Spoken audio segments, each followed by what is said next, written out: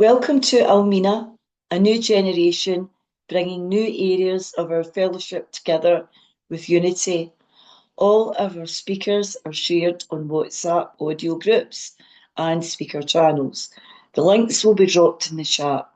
If you're listening to this recording and you need help to have a way out that works, please reach out and send us an email at ca.almena2026@gmail.com and the crew will reach out and get back to you.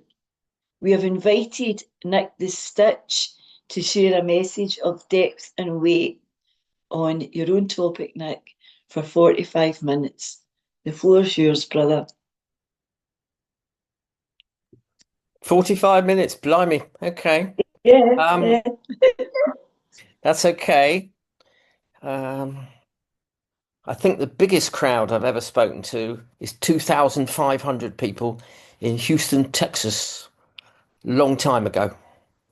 And that was all right. As I look round, I have been to Sweden and met Martina. I have been to Frankfurt in Germany and had coffee with my friend. I have hugged Tamar the Kiwi, who hails from New Zealand but lives just down the road from me. And I've looked at all the things and I see people from India and places I didn't even know existed, which is fantastic. When I was using, I wasn't interested in anyone or anything. Let me just put a timer on. 1 second. Some electronics, I have no idea what I'm doing, but this I do because I facilitate a few meetings. So let's call it 44, and then we can all see how I'm doing. So technically, this should be what it was like, what it's like now, that sort of thing, my experience. I don't talk like that because it's my chair. And when you get asked, you can talk how you want. So thank you to God, that one has all power. Thanks to Al-Mena. I invited the Egyptians. They don't seem to have turned up because I thought, well, they're quite nice. I have met Tobias in Frankfurt. It's great. So I'm familiar with this. And Zoom at the moment is really important in my life. So I'll show you why. Uh, I can't twist my foot around. So 12 days ago, I had my foot violently broken and my tendons cut and my bunion adjusted, tendons done up, and I'm not allowed out of the house for 6.5 weeks. So Zoom is definitely my friend. I have not been out of the doors for 12 days. My second biggest journey was from my bedroom to the bathroom. And this week, I'm doing a new biggest journey, which is from my bedroom to the living room. And I'm in my living room. So, that's a world record at the moment because I met a lady who was armed with the facts. So when I go to hospital, I let them know that I'm in recovery. So the anaesthetist came, and his name was Ahmed, and he was Indian. Um, no, I thought he was Indian. He was Pakistani. And he said, "Hello, I'm your anaesthetist." And I get a bit nervous. So I said, "Oh, atheist? Oh, I believe." And he said, "That you're nervous, aren't you?" He said, "Don't be." He said, "But," he said, "you look man enough not to take the heavy drugs. You'll be all right." Anyway, Mrs. Carter Wales, which is a rather privileged lady, was my consultant. She walked in and she said, "He just deals in hot air. Don't take any notice from him. I'm the lady with the knife and the spanners and the steel rods. You will take anything I tell you when I tell you, or you will never see me again." So, a woman armed with the facts, with instructions, direct, know what to do. So, I never saw the drugs. I gave them to my partner, and she read the box, and she gave me the drugs. And it was fantastic. So, I didn't get high. I didn't want more. I just felt sick. I had constipation. I lost my appetite. I vomited. I got sore throat. My throat hurt from the pipe going down when I was being operated on, so people go, "Oh, I want to be operated on, I'll get high." No, no, it's a nightmare. You don't want to. But then I remember that I asked her to break my foot. I asked her to do this. And I have to remember that's similar behaviour. So nobody poured scotch down my throat. I went to a bar and said, "I want one of those." And they said, "Which one?" I said, "Does it contain alcohol?" And they went, "Well, they all do." I said, "Well, they'll all be all right then, won't they?" Do you know what I mean? I literally didn't care. In the early days, I'd choose Jameson because I pretended that I liked Irish whiskey. Um, then I go American and have Jack Daniels. And at the end, I drink meths. I remember not having to struggle with step two.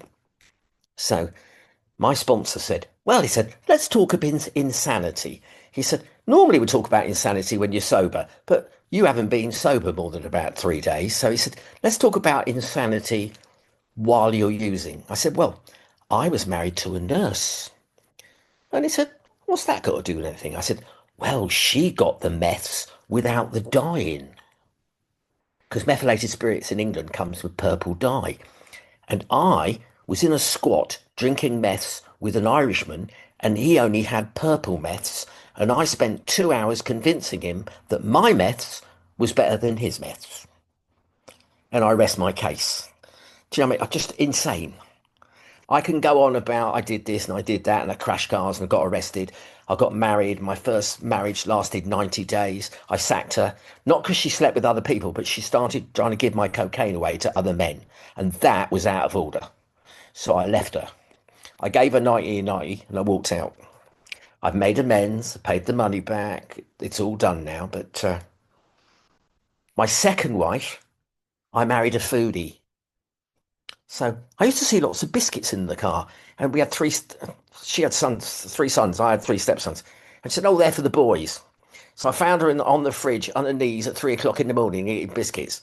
So I paid for treatment, quite a lot of money, and she still didn't stop. Anyway, we got rid of her after 3 years, and she was sober, and she was Scottish, and how shall we say?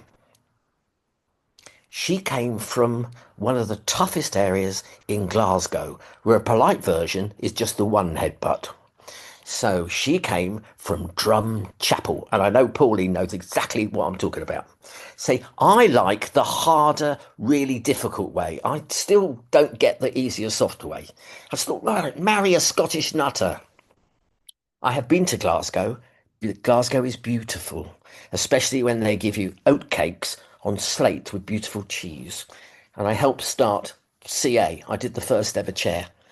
And just put it in perspective, my return fare to Glasgow and back from London was £9. That's how old I am. Um, I'm 71. I've been sober since 38. And my sober date is the 8th of July, 1992, and I haven't found it necessary to drink or take drugs ever. Now, I heard Pauline or someone going on about for those who are returning. To those people, did you do all 12 steps? Did you have a sponsor? And what you're coming back from? And what did you relapse from? Because if you didn't have a sponsor and you didn't do all the 12 steps, you were just having a rest.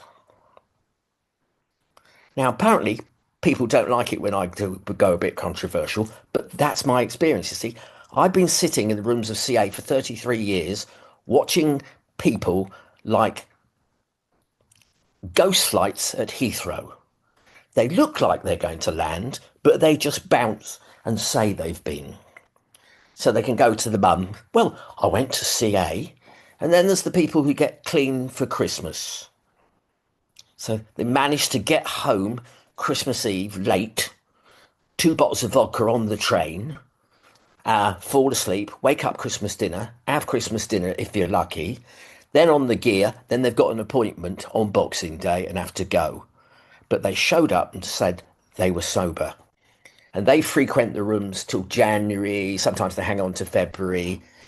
chat up our women, eat our biscuits, drink too much tea, don't put any money in the pot, don't believe in God and think it's all useless.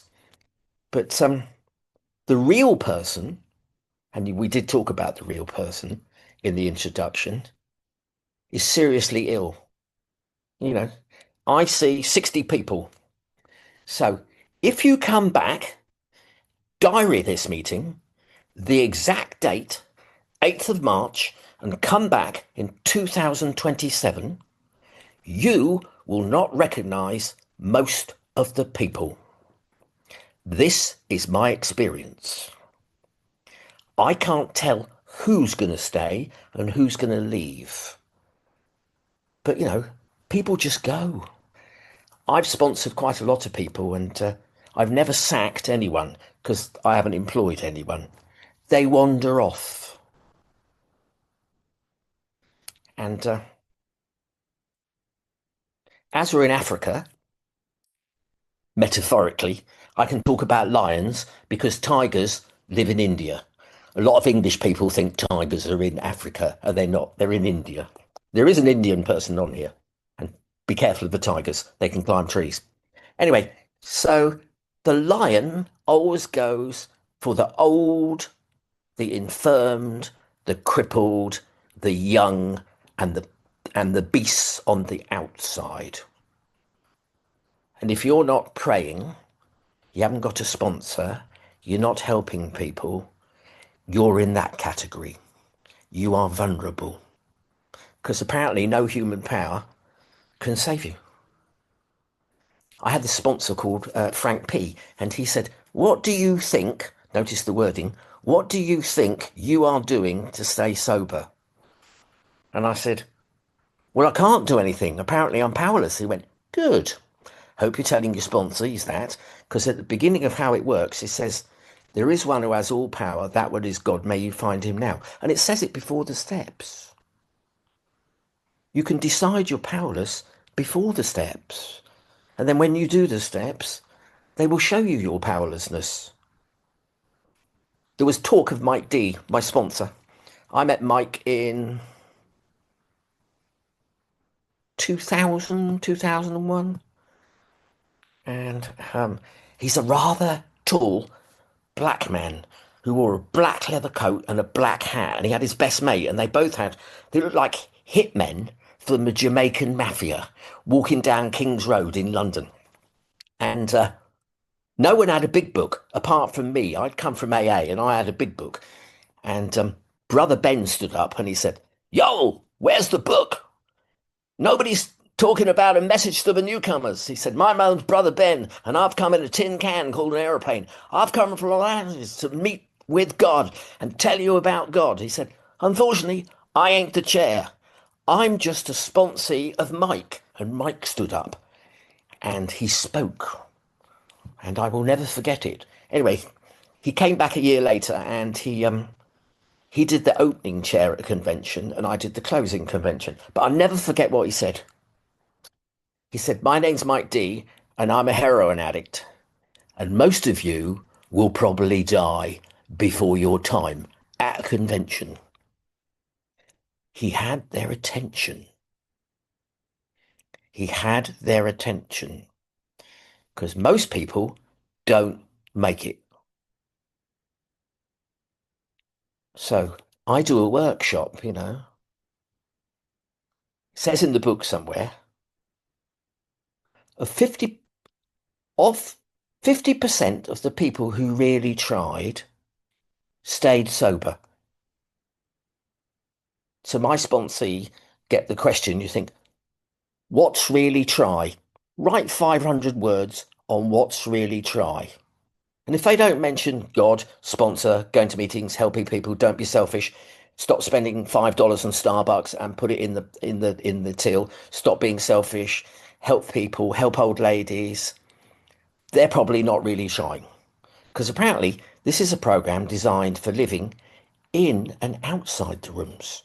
Apparently it works under all conditions, whether they're bad or good. So my sponsor used to say, my first sponsor, Billy, he said, I never worry about you when I see you in the meeting. It's the other 23 that I'm worried about between the end of the meeting and the start of the next one. He said, because unless you've got a God, you're on your own. And your step one tells you that when you're on your own and doing battles, you always lose. When you're in a good mood, you take heroin. When you're in a bad mood, you take heroin. When you got a girlfriend, you smoke crack. When you haven't got a girlfriend, you smoke crack. You just use, Nicholas. See, I'm not here to tell you about step one. I'm here because of step one, because I'm powerless, because I'm manageable. I don't have to write 300 pages and ask 57 questions like in other places. Mike said, when you start, can you stop? I went, no. He said, right, we're on step two. That was it. I mean, I did my first three steps in about 10 minutes. And so I redid them. I was 21 years. And I just wanted to retake, and it was good. But just to be vaguely traditional, um, I started using when I was 8. I used to pretend to clean up glasses at my mum and dad's parties. I stole all the empties, which weren't empty. My dad was dying, he had cancer. My mum was off the ball. I used to steal the whiskey, drink the vodka. I noticed my mother had a better time and didn't cry so much when she drank gin. And then she did cry a lot because it's called Mother's Ruin, and then you cry. But she was always very calm on sherry. I used to steal my dad's pills. He used to have opiates because he had stomach cancer. And then it just progressed, and I used to love black bombers. I used to like the DF-118s. I like Tamazipan. I like cider. I like German beer, American beer. I just like beer, really. Didn't matter where it came from. As long as the lid came off, it was beer. Do you know what I mean? Um, I started dealing. I lived in Bournemouth. I'm not a southern softie. I come from up north. All the people who do anything live up north. So I didn't quite get to Scotland. I come from Bradford. And my mother was bombed during the Second World War.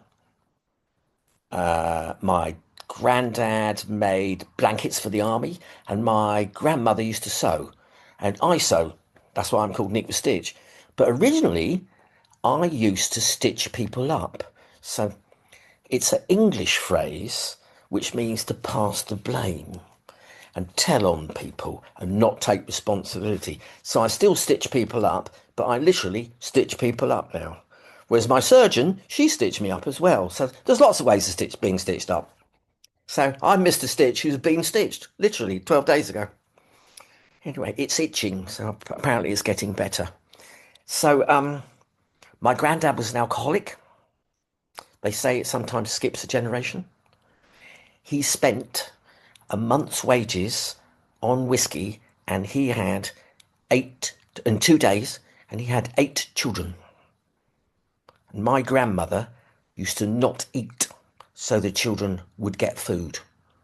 So I actually know someone who describes in the big book obsession, a thought that overrides every other thought. So when someone says, oh, I'm obsessed, and then they start talking about other shit, they're not. They're thinking about it greatly, but they're not obsessed. A stalker, they're obsessed. They follow you home. They kidnap you. They do stuff like that. So if you're not sure about words in the big book, ask someone who's been around. Get a dictionary. Talk to your sponsor. I remember when I first got sober. So anyway, so I went through all the drugs and I ended up going to Paris and drinking. I left Paris because they didn't drink proper. They couldn't keep up. So in my final 6 months at Paris, I was drinking schnapps with the Swedes and the Germans because they could keep up. So Martina and Linda, very proud of your nations. They could keep up with the schnapps. And I thought drinking schnapps before going to work with sharp scissors and machines, totally normal. And there was this guy with a big red nose. You know when alcoholics are supposed to have a big red nose? Well, he had.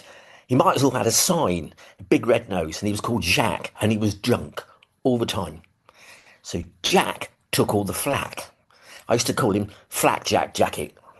And I would be drunk, but they'd all be looking at Jack. And then he fucking died.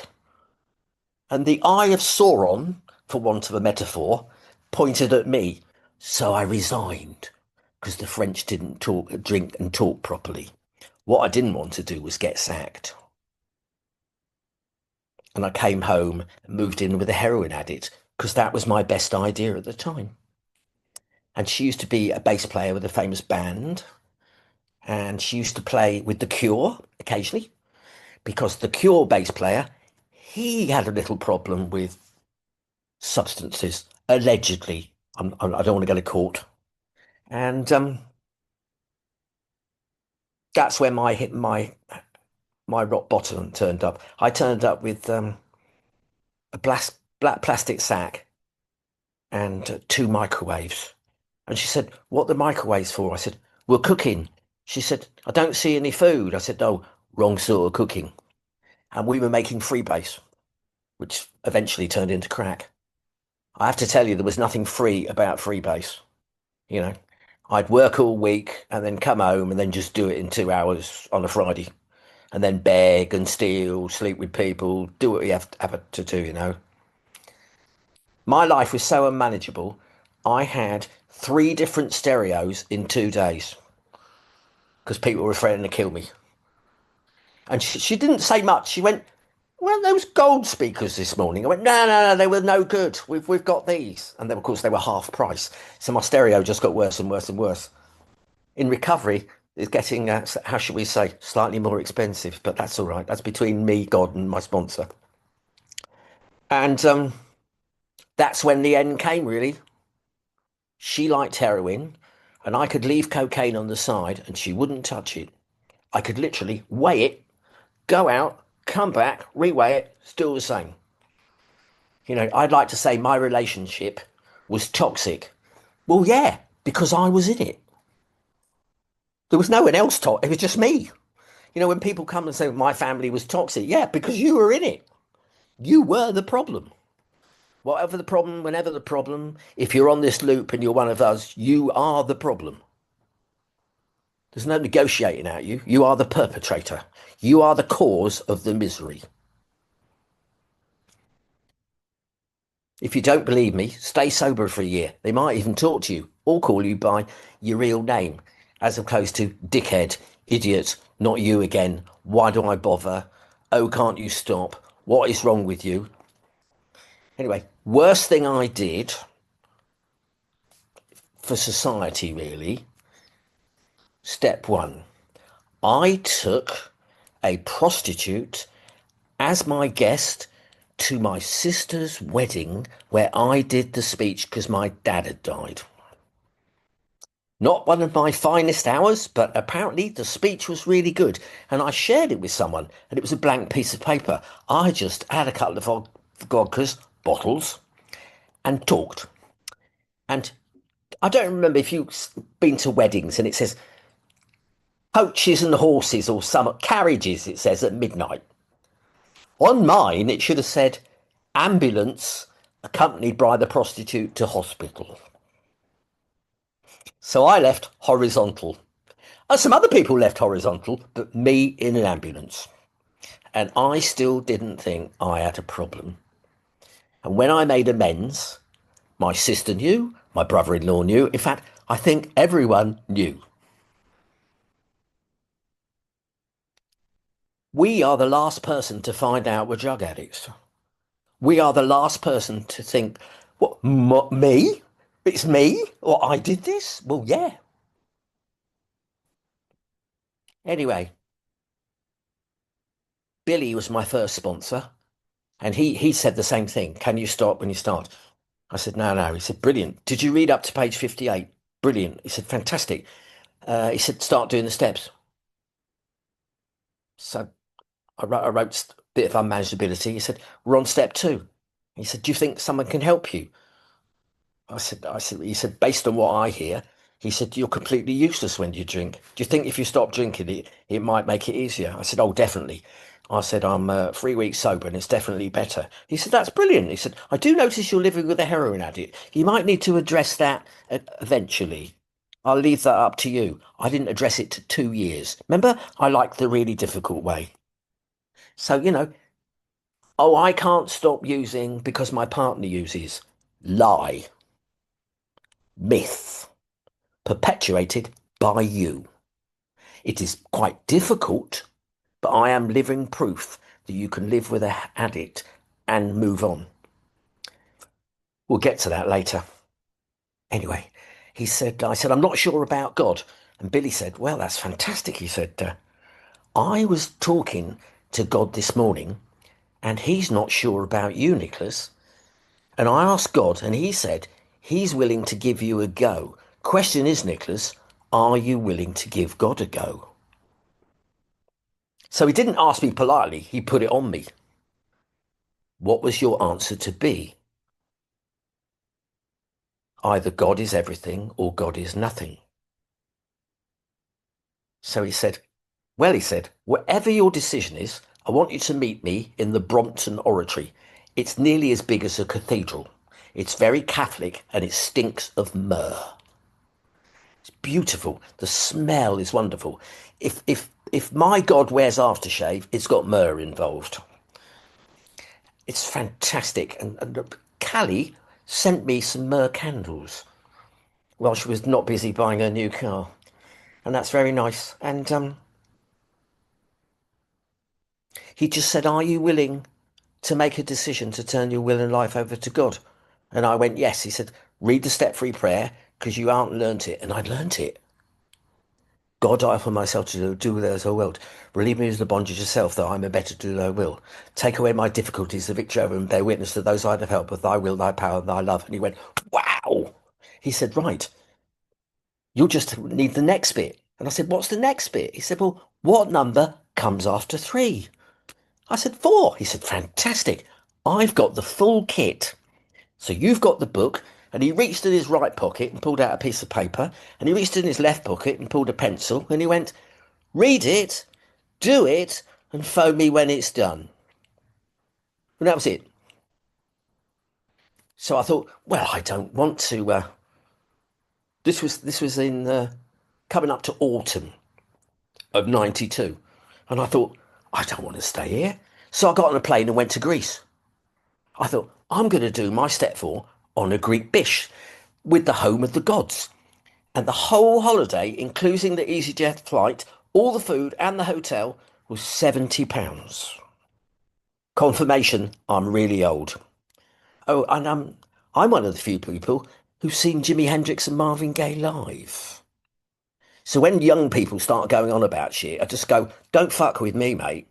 I have seen gods. And step 3 was quite illuminating. Step 4 was quite illuminating. I thought my dad had got cancer on purpose and abandoned me. You see, because I'm selfish and self-centered, I think it's all about me. So I started writing and I wrote my dad and I used the C word and I went, yeah, you know what it is. See you next Tuesday. He fucking abandoned me and left me. And I wrote it about 50 times. I was so angry, there were holes in the paper. Billy had told me 2 things. He said, when you go to Greece, it's quite odd. He said, and you having no hair, I'd buy some really strong suntan cream. Because I bet the last time you went on holiday, you were out your nut and got burnt. And I thought, yeah, probably did. And he said, when you're writing your step 4, it's quite emotional. Please use a black biro. And I thought, yeah. Anyway, I get up at 7 o'clock. It's about 19 degrees. I thought, it's not that hot. And I get the pen and I start writing and I do my dad thing. And then I get over myself and I think, he had cancer. I wasn't very empathetic. I was fearful. I didn't know what was going on. I was only 9. People used to be horrible to me at school. My nickname was Bastard because they'd never seen my dad. And from that, I wrote all the people that were not nice to me when my father was dying. That was an entire school. I tend to do big groups of people in step four. I wrote the French. And when my sponsor said, what? I said, they're all cunts. All of them. That was exactly what I wrote. The entire French nation. Because I'm still not really sober. I'm in step four. I haven't done a step four. So I'm not being forgiving. I'm not looking at my defaults. I am writing it. But my sponsor said, this is good. This is raw stuff. This is the stuff that drives you. This is the stuff that most people are ashamed and don't write down, which is why they drink, why they leave. Remember that line I read you? Unless you tell someone all the things you have done, you will probably drink again. Very clever. Sponsors always point you to the book and God and a bit of their personal experience. Anyway, I did that. I came home. I had about 100 pages. My sponsor fell asleep twice. I woke him up on the second time. He said, I'm trying to stay awake, but it's just boring. There's some woman, there's some drugs. She left, you drank more. It's so repetitious. I'll try my best to get to help you to get to the end. And I went on for hours. And he listened. And he was fantastic. He said, you're going to need some tissues. So he brought me some tissues. He said, what I'm going to ask you will make you cry. This will be good. What would you say to your father if he wasn't dead and sitting where I'm sitting? And he stood up and he left. I could not stop for about an hour. Just, it all came out. From age 8 to 38, it just all came out. You know when people said step four really fucking helped? Well, it really fucking helped. It was not painful, it was uncomfortable. Because my sister didn't smoke crack. My mum didn't become a gin whore. I did. I did. No one poured the scotch down my throat. I walked into the bars and or stole it. You know, I did. I did that.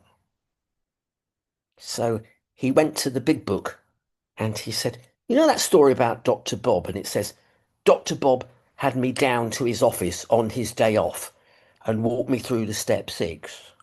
Well, he said, I'm going to help you here. I'm going to start with selfish, uncaring, no self-esteem. He said, your self-esteem is so low, you look up to people with low self-esteem. But we are going to start doing esteemable things, and you will grow in God's world. You're going to make tea. I said, I don't really like making tea. He said, I don't give a fuck. You're making tea and you will smile. I said, but I don't like everyone. He said, you will smile twice as much at the people you don't like and you won't tell them why. They'll be a bit weirded out by that, but you are going to smile and make tea.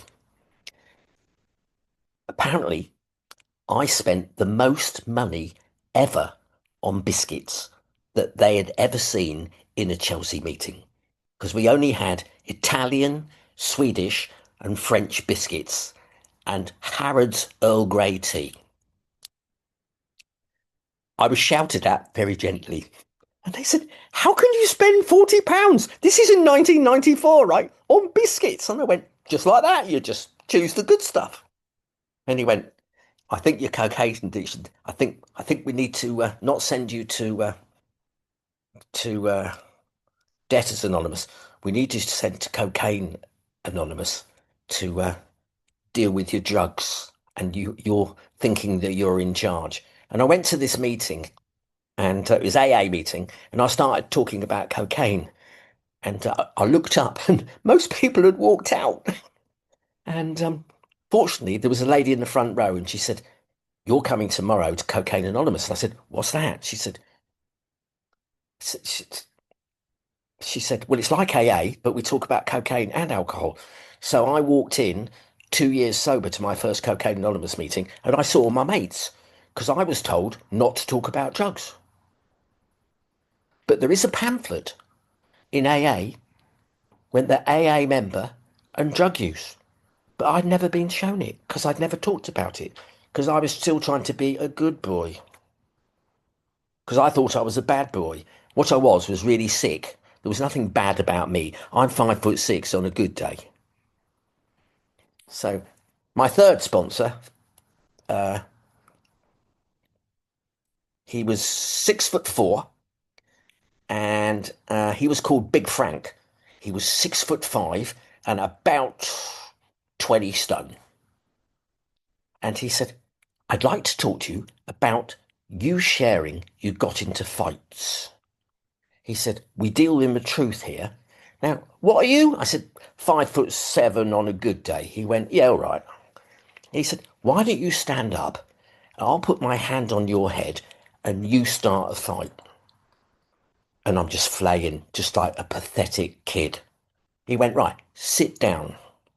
My name's Nicholas. I got out my nut. I drank. I took far too much cocaine. I mouthed off and bigger people kick shit out of me. We deal in the truth, not your fantasy version of what you think you were doing. And I really like that. You're sick. You're ill. You need help. You're diseased. We're not grandstanding here. We deal in the truth. Anyway, he read all these things after the step five. So go back to the second, the first sponsor, and he said, right, you're selfish, self-centered. He said, in fact, I brought a list. He said, why don't you tick the ones that you're not? And I have to tell you, there was only about 3 or 4 ticks. I identified with quite a lot. He went, well, just pray for each one in the morning, at night, and when something happens, he said, this is an old technique. Put a rubber band round your not dominant wrist. I'm left-handed, so put a rubber band and carry a little book with a pencil. And when you're about to do something that's on that list, snap the rubber band so it hurts. Stop and write down what you were thinking of and what you're going to do. We'll try 1984 style. And after about 10 days, it started to hurt like shit. And guess what? I wised up and started changing my behaviour. Now, someone said that's not in the book. I said there's lots of stuff that's not in the book. But that he helped me. He said, take the rubber band off. Just take the rubber band off. Stop being so stubborn and pray to God to change and start writing the list. He said, get your step 4, and unless there's harm involved, we don't have to go back. He said, and show me the list. So I went with the list, and he said, that's fantastic.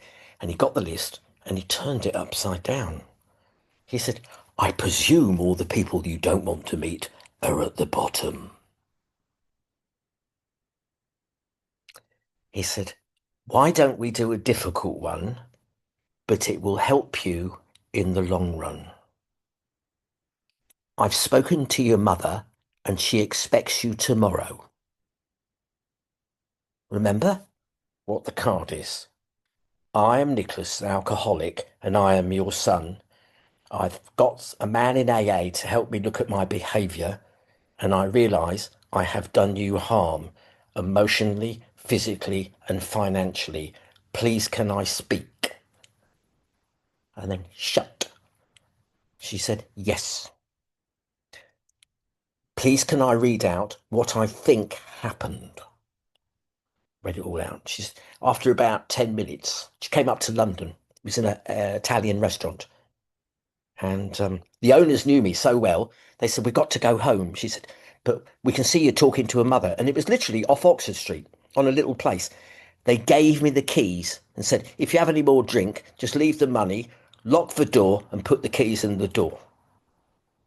because they said I'd never had an alcoholic drink. I'd always behaved, and I was always polite to their two girls who were the servers. I mean, they were quite good looking, but anyway, I'd been polite, and they trusted me. And after about quarter of an hour, my mum started crying and went, "Stop, just stop." She said, "On the 2nd of September, 1954, I gave birth to you, and me and Daddy were very excited because we had a little boy. You started going a bit strange when you were 8. We loved you. You were still our little boy. Daddy was dying because he had cancer, Crohn's disease, and other things. The last thing he ever said was, I will never get to see Nicholas grow up, never get to meet his children, never get to meet his grandchildren, never get to help him, and he died. And we loved you. When you phoned me up drunk, I loved you. Here's the go. This is mother's intuition. When you turned up with the prostitute, it was blindingly obvious. I did not make a scene.